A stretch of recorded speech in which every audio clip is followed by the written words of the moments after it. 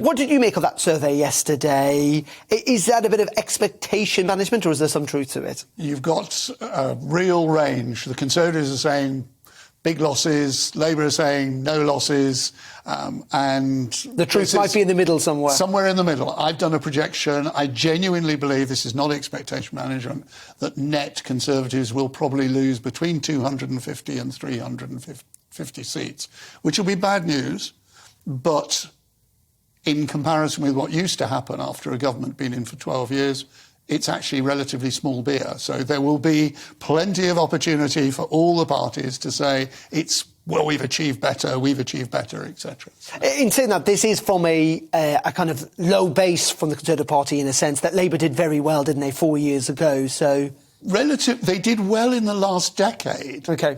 Their performance in 2018 was good relative to what they'd done over the previous few years. But actually, it was a pretty poor performance for a party in opposition. Historically, parties in opposition should be sweeping all up. Absolutely thumping the government. So is it possible the narrative on Friday, rather than being kind of pressure on the Prime Minister, is actually, Keir, you have to do a hell of a lot better if you want to get into number 10? Rather curiously, we could finish up with both. Pressure on the Prime Minister, unease by Conservative MPs seeing losses in the home counties, the Oxfordshires, the Surreys, the Hampshires of this world, the Tory bastions.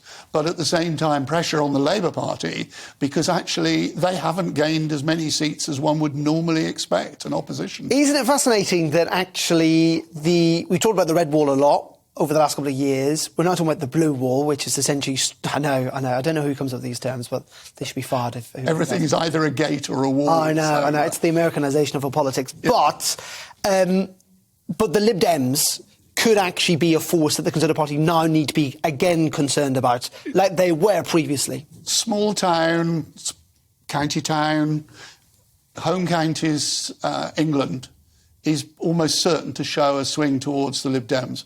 And their results will come in early, whereas Labour gains may well not come in for several hours. So there's no question that Tory MPs' minds will be very much on the potential gains/losses in those home counties.